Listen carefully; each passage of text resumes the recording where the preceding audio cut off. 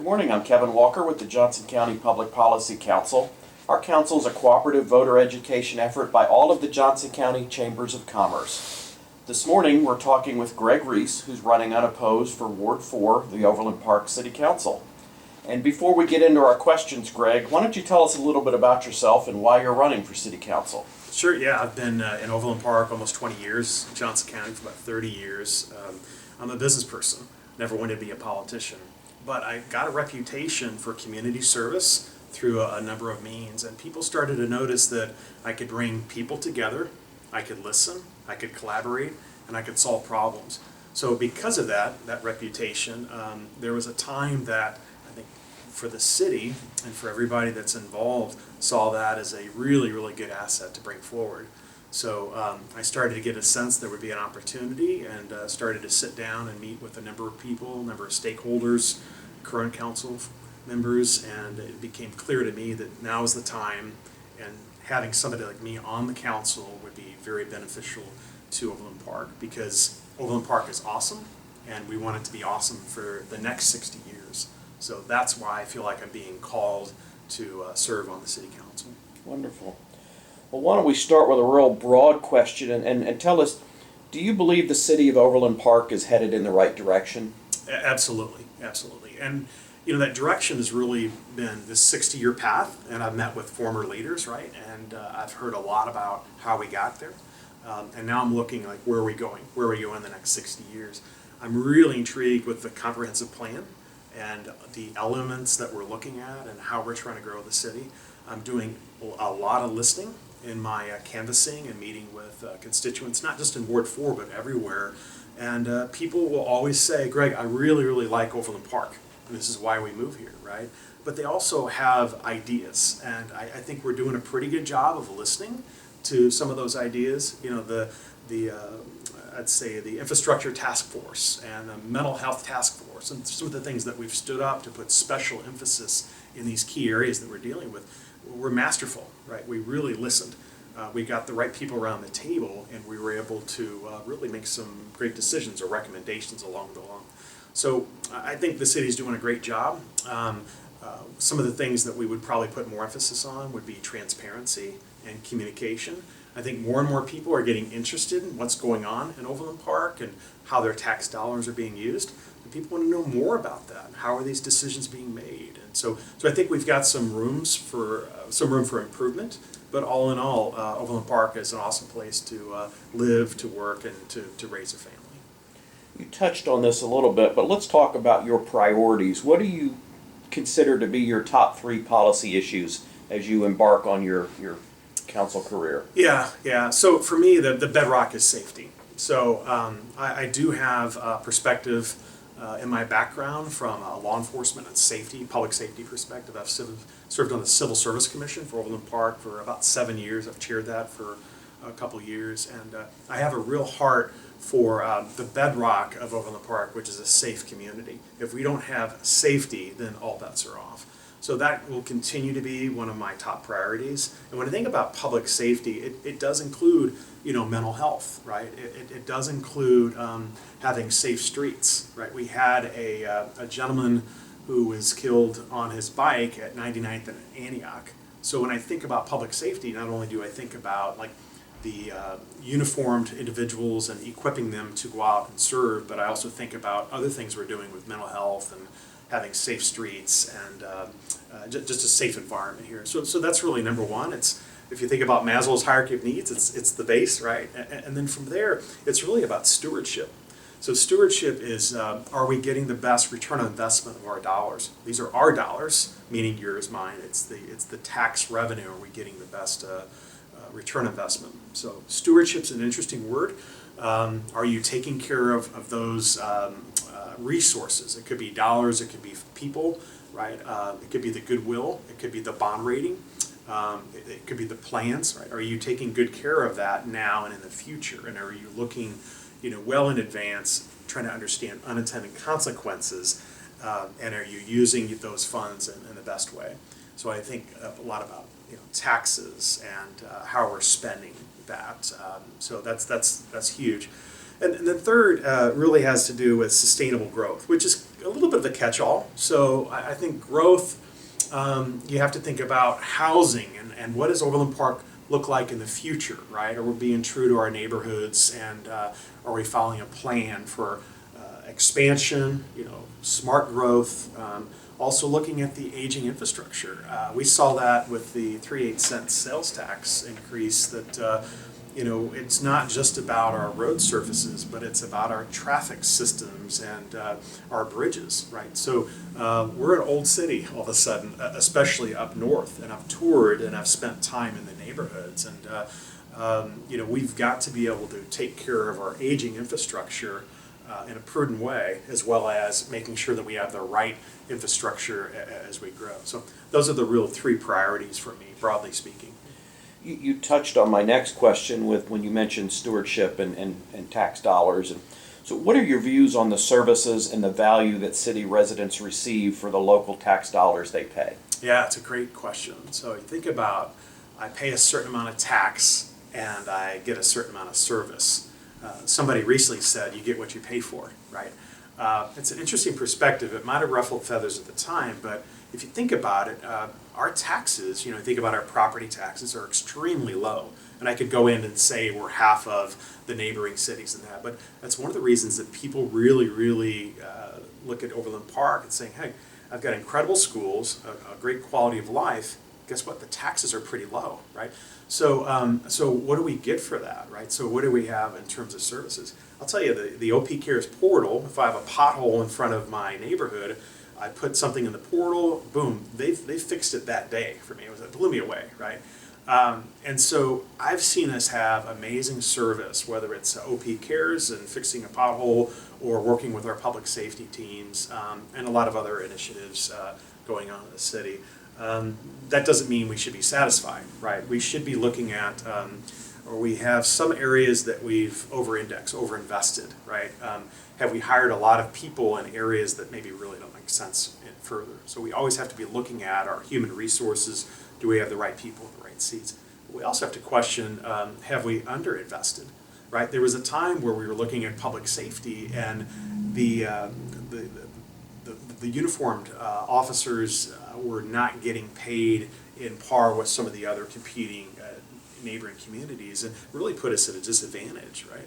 So making sure that we're investing, in that case, salaries with our STEP program on the, for example, public safety, law enforcement, that was really important. So sometimes we have to ratchet down, sometimes we have to ratchet up. We have to constantly be looking at that.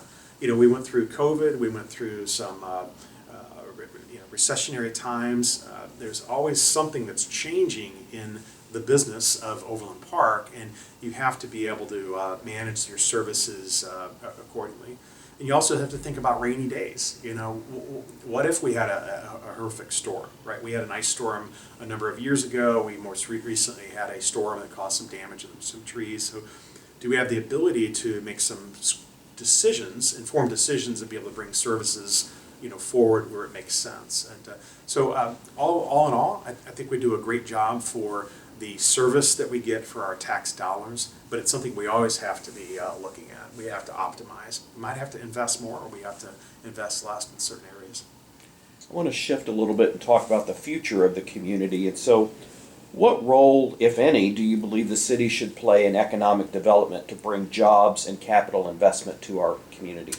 Yeah, the city, you think about that might be one of the key elements of the city, and the Chamber of Commerce and other organizations that already live here, right?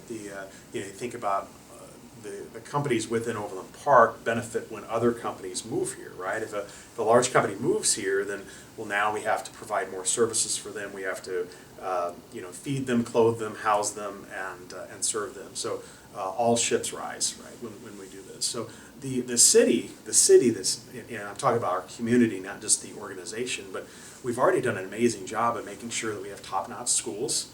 We have great public safety. This is a safe place. We have great green spaces. As I have been involved in Forward OP, and I've walked the neighborhoods and I've talked to people, these are things that really, really bring people to Overland Park.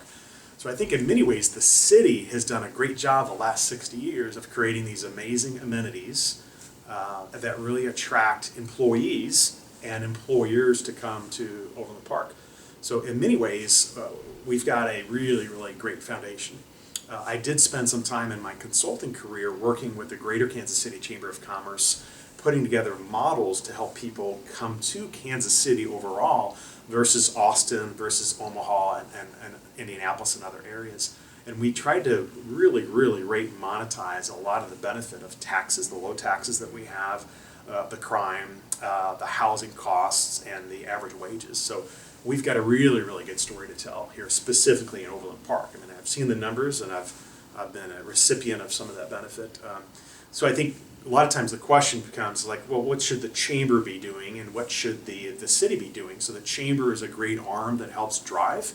You know, there's a great story about the chiropractic college that was in Kansas City, Missouri, and they were looking for a new building. A phone call went to them and said, hey, you should come to Overland Park. Now we have an amazing chiropractic college here in Overland Park with really high quality students rolling through there and rolling into our community. Just one great example. You know, we have entrepreneurs that are coming here instead of Austin because of great quality of life, affordable housing, and just great amenities here. So I think part of the question when you ask that is about what about incentives, and I suspect we'll get into incentives because it's a hot topic a little bit later on, but at the very end I would say that incentives are tools that could be used to lure or retain an organization, and I'm in favor of that when it makes sense, if it makes sense. I don't need incentives to get another burger joint to come to College Boulevard or 135th, but if a cybersecurity business wanted to relocate here from Austin, Texas,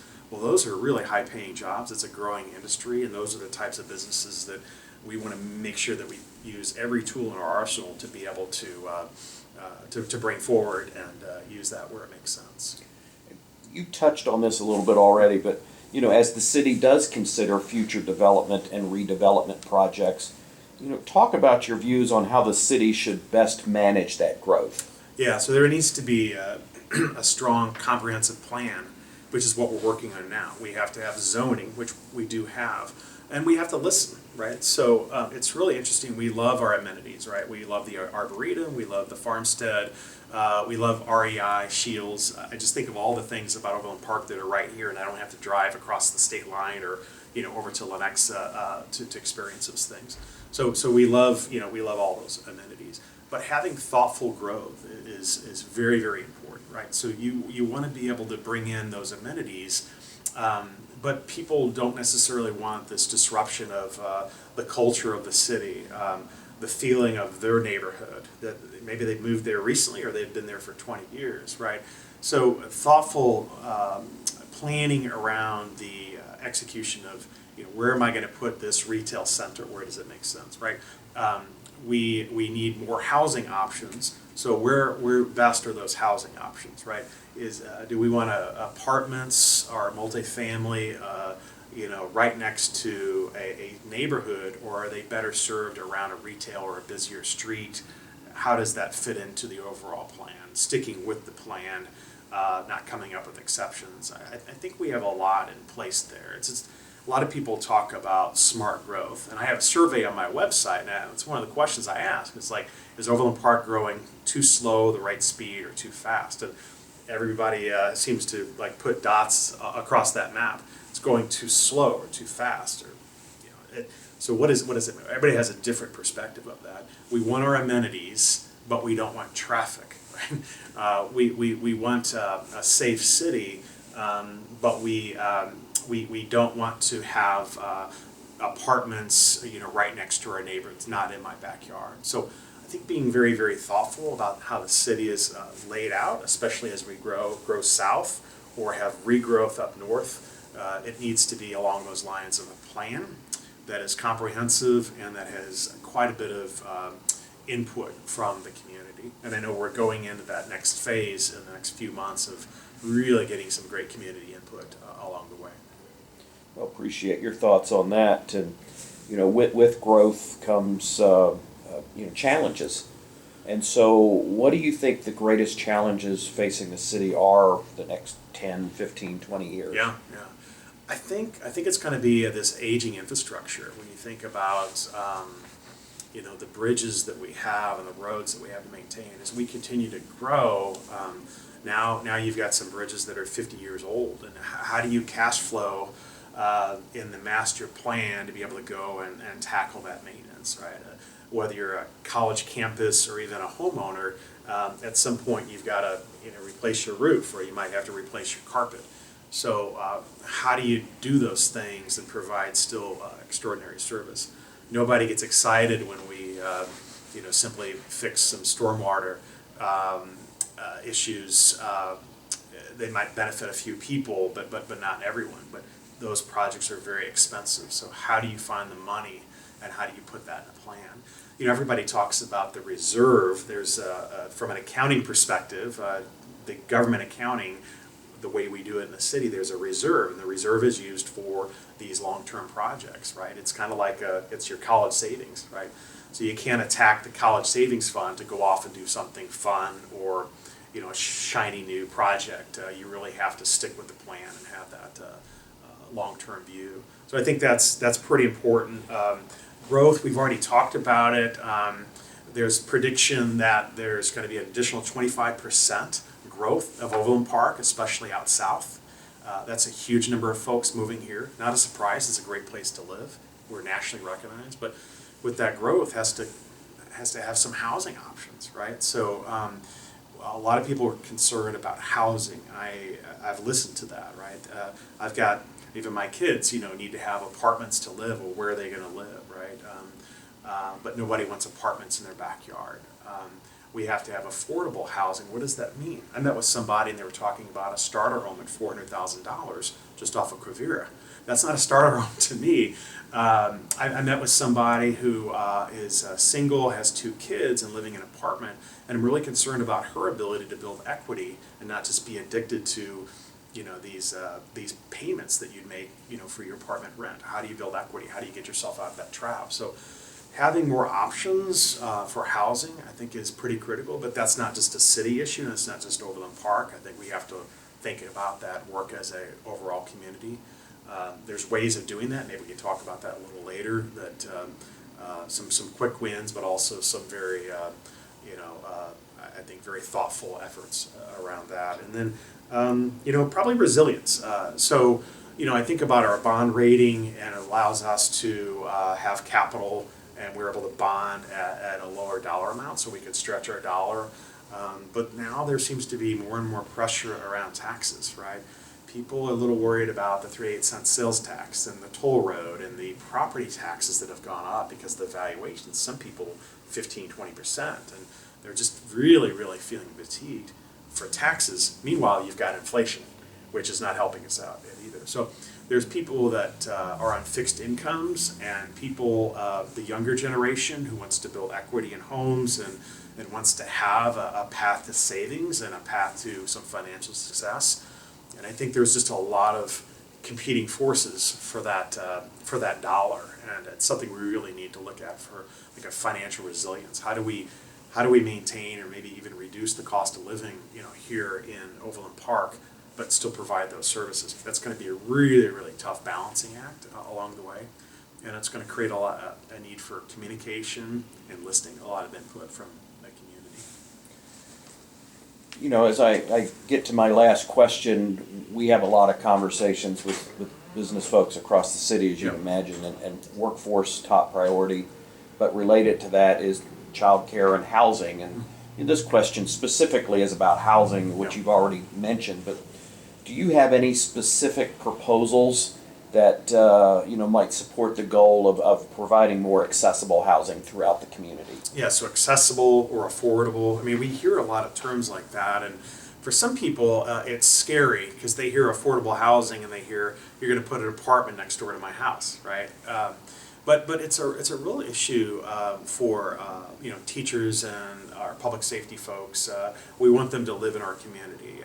My daughter is in education. She's a teacher, right? I don't want her to have to live so far away just to be able to afford a house. So when I think about housing, we're in a bit of a crisis. The materials have gone up dramatically, and the pricing for houses has skyrocketed. You have the interest rates, you have just an economic climate that is really, really punishing the first-time home buyer, or people that simply just need to find a short-term, maybe a multifamily living situation here because they just moved into Overland Park to take a job, or maybe they are suddenly empty nesters, or they graduate from college and they're looking for a job and they need a place to be. So having options for all those folks, I think is really, really important. We did a USC study, which is a housing study where we started to look at, we've got multifamily, we've got traditional homes, what's the missing middle? Where are we with the missing middle? So we have to be looking at all those as options. And I think when you say looking at that, we have to work with the home builders and the lenders and non-for-profits, and we have to listen to what the options are, with those organizations. We have to come to the table and be creative. I attended the Apartment Association Economic Forum. People ask, why are you going? It's like, well, I want to know more about apartments. What's really important to me is I want a 360-degree view of any topic. I've also met with the Home Builders Association to understand, what constraints do they have in Overland Park that are preventing them from doing a certain type of housing. We actually have some fire safety requirements that go on the way we design neighborhoods. It's actually preventing houses from being formatted in a certain way that maybe other communities are looking into. So all of a sudden you could bring in the Home Builders Association with the fire department and our codes team and really do some creative brainstorming around how do we make some better opportunities here. So I think that's just something we need to dive into. I'll tell you, what's happening is the work from home phenomenon is going on. We're sitting today in Corporate Woods. There's a number of buildings here that are not really being used, and so one of the ideas you have for Corporate Woods or for the old Cerner campuses is you could retrofit those immediately and switch them from being empty corporate offices. You could switch them and make them studio apartments. And suddenly you've solved a little bit of a real estate crisis with the square footage here you have for commercial buildings, and then you've created some really interesting, unique housing opportunities for people that are coming into Overland Park and need a place to live, either long-term or short-term. There's also a new build that's going in. I'm a cyclist. I'm always out, around, and just south of Heritage Park, there's a new community that's going up, and these are manufactured homes that are being brought in, and they're 3 and 4 bedroom that are purposely designed for rent. So these are not homes that you're looking to buy, but you're there for rent. So you can bring an entire family, come in, and you can rent these homes. There's some amenities, there's a walking path, and so that's a really, really creative opportunity out south that is not impeding into some type of a larger luxury home site, but it's alongside a set of schools, and it is alongside a fairly busy street, or a street that will be busier in about 10 years. So you can have people come in and they could live in these rental homes, and it gives them an opportunity to be in our community and not necessarily just in a traditional multifamily. So there's a lot of opportunities there. I think rather than getting nervous about what that means, from a negative, and just looking at the positives of more people coming into town and retaining people that are here, whether they're new graduates or they're empty nesters, and giving them a place to live. I think it's one of the things that we really need to focus on. So, yeah. Well, Greg, I appreciate you taking some time to answer a few questions. I want to give you a little bit of time to offer any final thoughts you might like to offer before we wrap up. Sure. Yeah, I'm very excited. I never wanted to be a politician, but when June 1st hit, I found out that I was unopposed. I was kind of disappointed because I was expecting to spend a tremendous amount of time canvassing and knocking on doors, and it's my favorite thing to do, actually, is to talk to people about topics, in fact, Overland Park, and being able to meet people just right where they live. But I've turned that around. Rather than canvassing and trying to tell my story, it gives me a chance to listen to their story.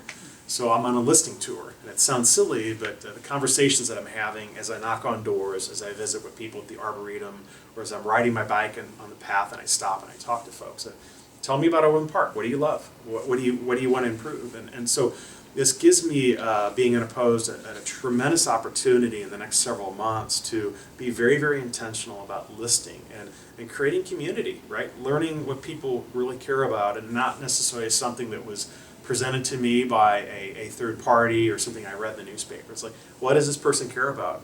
I had somebody really cares about crime because they just had their catalytic converter, stolen. So for that person, that was really, really important. The person I met the next time, they really, really cared about pickleball. We needed more pickleball courts. And it's just so interesting how both those people, they live nearby, but they had different perspectives because of experiences that they had at that very, very moment. So we need to keep listening, and honestly, if I am sworn in, not to be presumptuous, but if I'm sworn in December, my personality doesn't change. I will still be one that listens, and I want to do the right thing for our citizens. And my skills do not change, right? I'm somebody who, in my day job as a consultant, we come into a very complex situation with the client. There's a lot of smart people around the table. I've got to be able to listen, set objectives. I've got to be able to collaborate, get people on the same page, ideate, and come up with proper solutions. I can't just complain. I can't, just criticize. I can't bully. I've got to be able to be very collaborative, and I've got to get people, on my side. If I want to have something change here, I have to work with the city, the staff, the leadership, and other council members. So I appreciate the opportunity to sit down and to have the conversation. I appreciate the chamber especially and the support that you've given candidates, and for my time here with you. I've really enjoyed it. So thank you so much. Well, Greg, we appreciate you, again, taking the time to be with us. Let me just remind everyone that advance voting begins on Saturday, October 28th, and Election Day is Tuesday, November 7th.